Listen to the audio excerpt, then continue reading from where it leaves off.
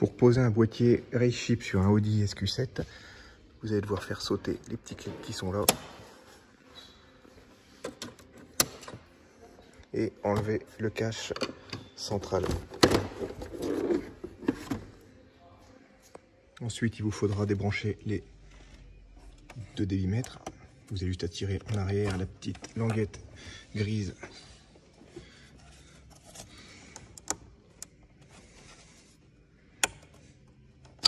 Voilà. Une fois les débitmètres débranchés, il vous faudra enlever les griffes accrochées sur les plastiques ici qui tiennent les fils des débitmètres.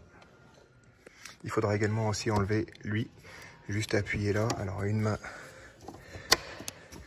là et en dessous, vous appuyez, hop. Attention, c'est du plastique, c'est cassant. Après, il vous faut enlever ceci, dévisser les colliers des débitmètres. Ça, vous tirez en arrière.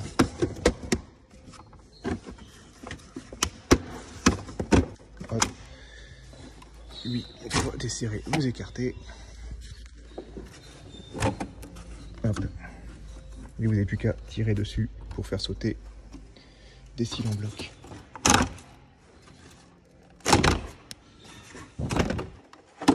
Arrivé à cette étape, il faudra dévisser celui-là, enlever le clip ici en appuyant sur le verre et après enlever la durite. Faites attention, c'est du plastique, encore un coup, ça a chauffé plusieurs fois, le plastique est cassant.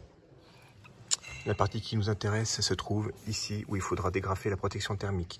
Pour plus d'accessibilité, je vous conseille de défaire ici afin de dégager légèrement la place pour pouvoir l'attraper correctement. Maintenant, il faudra dégrafer toute la partie de protection. Ici, c'est juste un bouton push. Vous le défaites entièrement et le capteur qui nous intéresse se trouvera derrière. Une fois dégrafé, passé correctement, vous dévissez le V-band. Ici, vous l'enlevez, vous enlevez toute la pièce et comme ça, vous avez accès au capteur qui se trouve en dessous.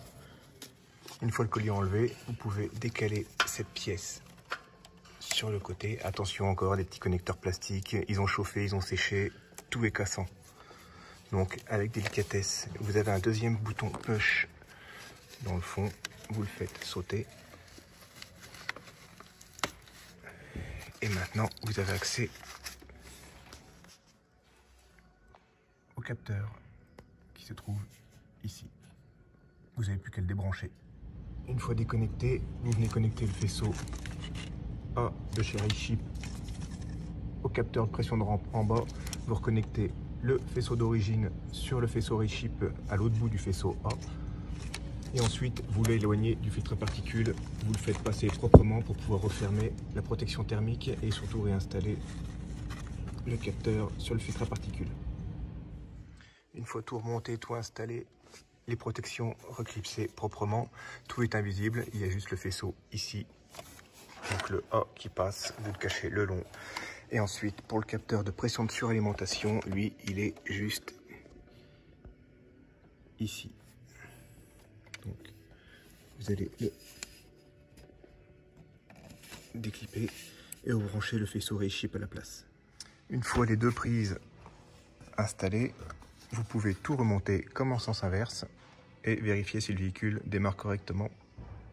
Avant d'installer le boîtier, n'oubliez pas de prendre en photo le code qui vous servira pour le Bluetooth si vous avez pris l'option.